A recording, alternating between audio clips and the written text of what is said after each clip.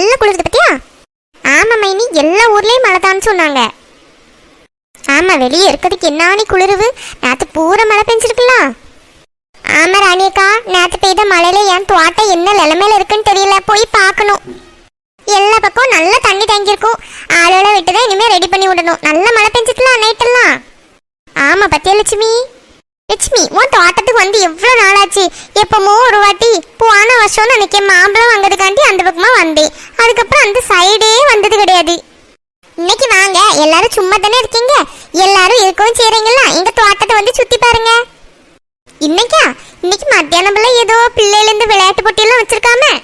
ஆமா, அப்ப நல்ல வெயிலா இருந்துச்சுன்னு சொல்லி 5 மணிக்கு மேல வைக்கலாம் அப்படின்னு பேசிட்டு இருந்தாவ. இப்பதான் மழை அடிச்சாச்சுல, வெயிலும் அவ்வளவா அடிக்கிறது கிடையாது. அதனால மத்தியானம் எல்லாரும் சாப்பிட்டுட்டு அங்கே கிரவுண்டு கிட்ட வாங்க அப்படின்னு சொல்லி சொன்னாவ. ஏக்கா, நீங்களும் எங்க தோட்டத்துக்குலாம் வந்தது கிடையாதுல, நீங்களும் 2 பேரும் வாங்கல.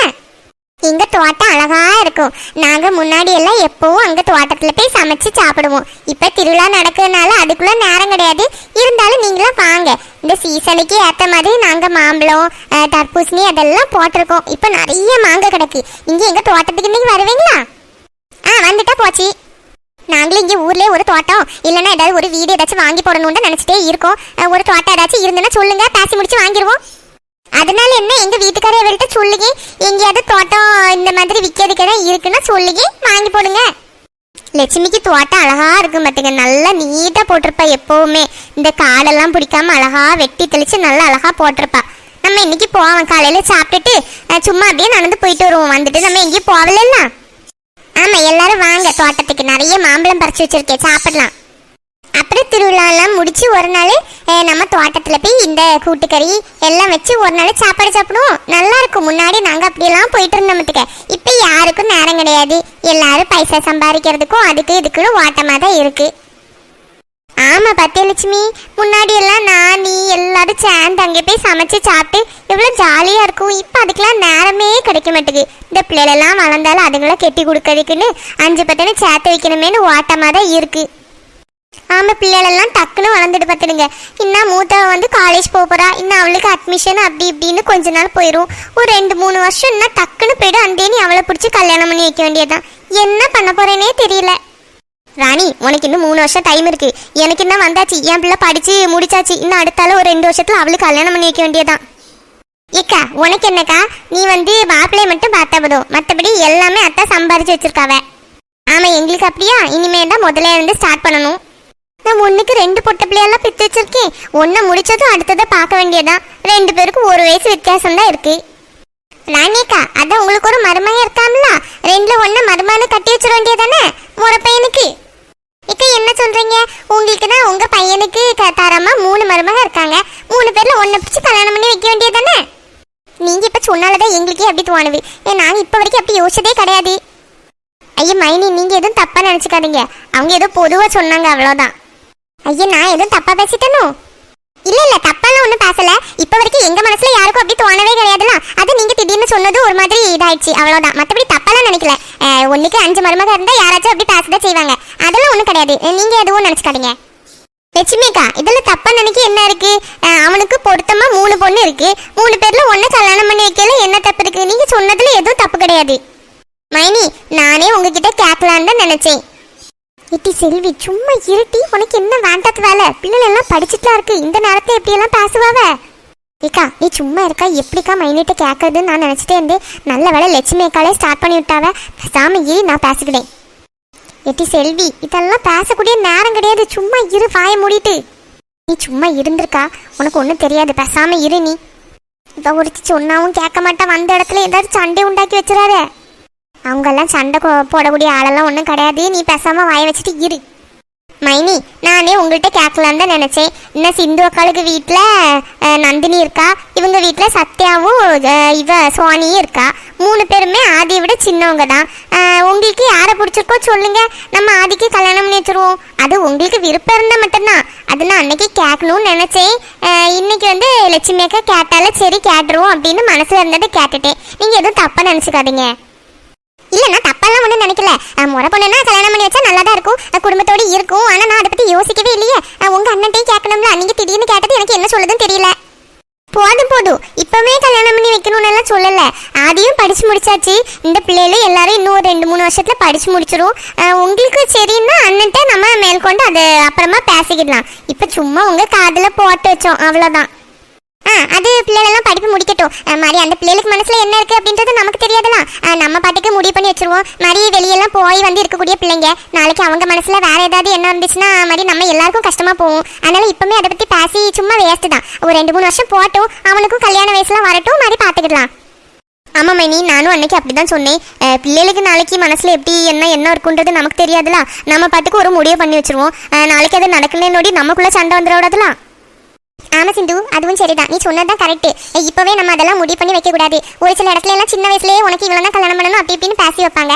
அந்த பிள்ளைகளுக்கு வெளியே போய் வேலைக்கெல்லாம் போய் எடுத்து வரும்போது அங்கே யாரையாவது பிடிச்சி போயிடும். அந்த அதே ஒரு பிரச்சனையாக முடியும், குடும்பத்துக்குள்ள சண்டையா முடிச்சிடும். நம்மளாம் இவ்வளவு வருஷமா ஒற்றுமையா இருக்கும். இந்த கல்யாணம் பேசி மாதிரி அது ஒரு சண்டையா போயிடக்கூடாதுல. ஆமா ஆமா, நீங்க சொல்லது சரிதான். என்ன ராணி, நீ ஒன்னும் பேசாம இருக்க? இல்ல ஒன்றும் இல்லை மைனி, நான் சும்மா யோசிச்சுட்டு இருந்தேன். செல்வி அன்னைக்கு எங்கிட்ட இதை பற்றி பேசுன்னு சொல்லிட்டு இருந்தாவ. இந்த பிள்ளைகளை படிச்சுட்டு இருக்கும்போது எப்படி இதை பற்றி எல்லாம் பேசுறதுக்கு, அதனால தான் நானும் பேசாம இருந்தேன். இன்னைக்கு அவள் பொட்டுன்னு கேட்டுட்டாளா, அது எனக்கு ஒரு மாதிரி ஆயிட்டு நான் அப்படியே இருக்கேன். நீங்க எதுவும் என் பற்றி தப்பா நினைச்சிடக்கூடாதுல. ஐயா, நான் அதெல்லாம் ஒன்றும் தப்பா நினைக்கல. ஒன்றுக்கு 2 பொம்பளை பிள்ளைகளை பெற்று வைக்கும்போது குடும்பத்துக்குள்ளே கல்யாணம் பண்ணி கொடுக்கறதுக்கு எல்லாரும் ஆசைப்படதான் செய்வாங்க.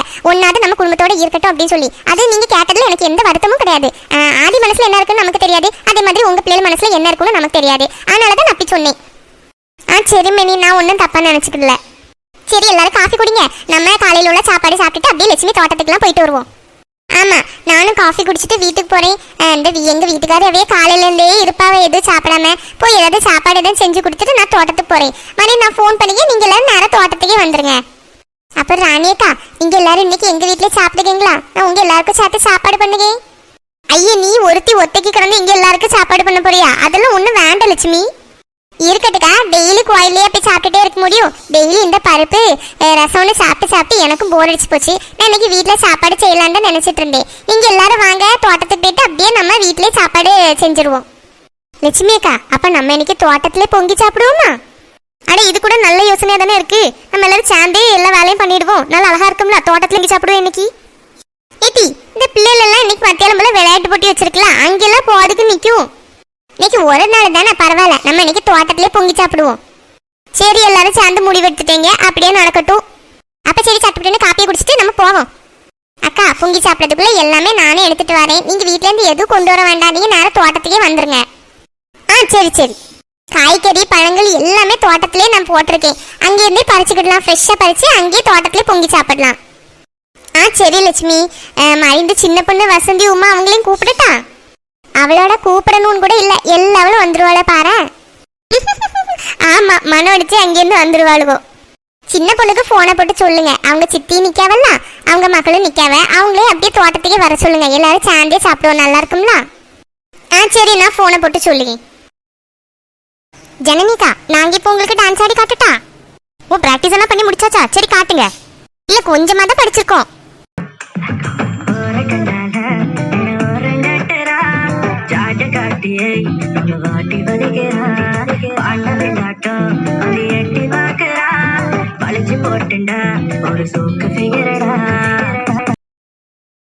ஏ பிள்ளைகளெல்லாம், இங்க என்ன டான்ஸ் பிராக்டிஸா? ஆமாம்மா, டான்ஸ் பிராக்டிஸ். ஏன் இப்போ எதுக்கு வந்தீங்க? இது காலையில் உள்ள சாப்பாடெல்லாம் ஆயாச்சு, சாப்பிட்டுட்டு சீக்கிரம் கிளம்புங்க. எங்க போறோம்மா கிளம்புறதுக்கு?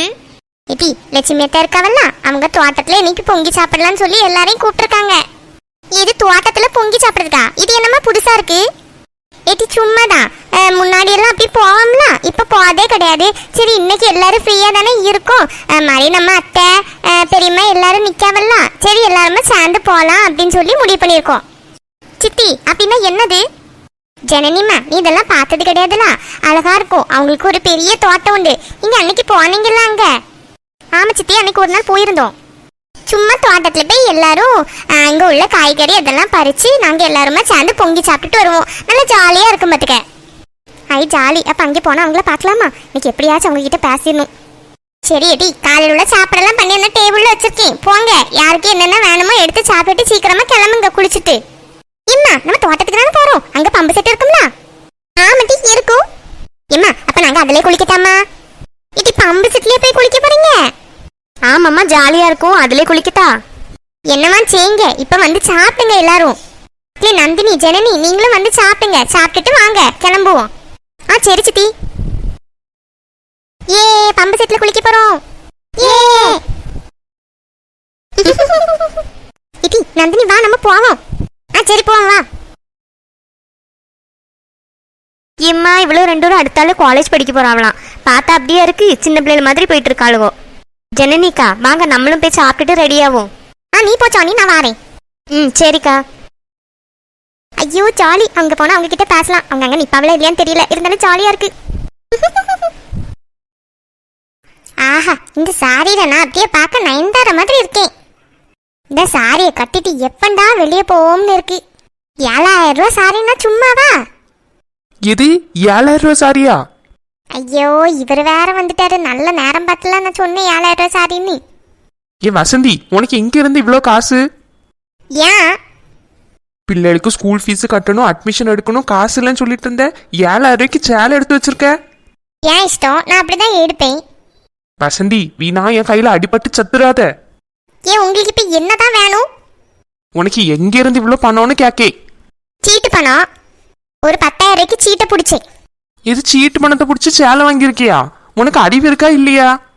பின்ன திருவிழா எல்லாரும் 10,000 12,000னு சேலை எடுத்து வச்சிருக்காவ. நான் ஒரு 7,000 ரூபாய்க்கு வாங்கினது அவ்வளவு பெரிய பிரச்சனையா? அதுக்கு எதுக்கு இப்ப குடிச்சிட்டு வரீங்க? வசந்தி ஸ்கூல் அட்மிஷன் வாங்கணும்ல, அதுக்கு பணத்துக்கு எங்க போவ? நீ சேலை எடுத்து வச்சிருக்க. ஏன் சும்மா போங்க பேசாம அந்த பக்கம். இங்க பாரு, சரி கிடையாது பாத்துக்க. போங்க சும்மா சாடிட்டு இருக்காம. உங்களுக்கு அவ்வளவு அக்கறைனா வேலைக்கு போக வழிய பாருங்க. வேலைக்கு போகாம வீட்டுல இருந்து நியூஸ் பேப்பரையும் பிடிச்சிட்டு அங்கேயே உக்காந்தா இப்படிதான் இருக்கும். வசந்தி நான் என்ன வேணும்னா வேலைக்கு போகாம இருக்கேன்? வேலை வரும்போதெல்லாம் போயிட்டு தானே இருக்கேன். அந்த பணத்தை எல்லாம் உன் கையில கொண்டு தரதான் செய்ய, நானும் செலவழிச்சிட்டு இருக்கேன். போதும் போதும், வாரத்துல ஒரு நாள் வேலைக்கு போனா போதும்ல. நீங்க வாரத்துல ஒரு நாள் வேலைக்கு போய் கொண்டு வந்த காசை வச்சு நான் 2 பிள்ளைகளுக்கு ஸ்கூல் ஃபீஸையும் கட்டி வீட்டு இதெல்லாம் பார்க்கணும், அப்படிதானே? இங்க பாரு வசந்தி, எனக்கு தெரிஞ்ச வேலை அது ஒண்ணுதான். அந்த வேலைக்காண்டி கூப்பிடும் போது நான் போயிட்டு தான் இருக்கேன். சரி அதுதான் தெரியுதுல்ல, எனக்கு வேலை கிடையாது, கொஞ்சம் தான் காசு வரும்னு சொல்லி மாதிரி சிட்டி பணத்தை அப்படியே வாங்கி 7000 ரூபாய்க்கு சேலை வாங்கியிருக்கேல. உனக்கு எப்படி அதுக்கு மனசு வருது? இன்னும் பிள்ளைகளுக்கு ஸ்கூல் ஓப்பனாக போகுது, எப்படி நம்ம ஃபீஸு கட்டுவோம்? இது பாருங்க, நான் ஒரு வாட்டி சொல்லியாச்சு, அவ்வளோ அக்கறை இருந்தா எந்த வேலைனாலும் பண்ணணும். நீ வேலைக்கு போகலன்னு சொல்லி நான் என்ன செய்துக்கு? எனக்கு பிடிச்ச சேலையை நான் எடுக்க தான் செய்வேன். சீ, இப்படி ஒரு பொம்பளையை நான் பார்த்ததே கிடையாது. உன்னையெல்லாம் எதுக்கு கல்யாணம் பண்ணிட்டு வந்தேன்னு இருக்கு. சரி சரி போங்க. இதெல்லாம் எங்க போய் முடியும் தெரியல. போயிட்டாரா? போயிட்டாரு. இந்த நேரத்தை எவ போன் அடிக்கா? ஹலோ, சொல்லு சின்ன பொண்ணே, என்ன இந்த நேரத்துல கூப்பிட்டுருக்க? அப்படியா, தோட்டத்துக்கா போறோம்? இன்னும் வந்துட்டேன் சின்ன பொண்ணே. சரி சரி, நான் அங்கே வந்திருக்கேன். உமாலையா, நீயே ஃபோன் பண்ணி கூப்பிட. சரி, நீ ஃபோன் பண்ணி கூப்பிட்டுட்டு நான் அங்கே மரத்துக்கிட்டே வந்துடுறேன், நம்ம சேர்ந்து போயிடுவோம். சரி வச்சிருக்கா? ஜாலி, இன்னைக்கு சமையல் பண்ண வேண்டாம், இந்த பிள்ளைகளையும் கூப்பிட்டு அங்கனே சாப்பிட சொல்லிடலாம். இந்த மனுஷனுக்கு என்ன செய்துக்கு சாப்பாடுக்கு? கடையில் போய் சாப்பிட சொல்லுவோம். A few moments later.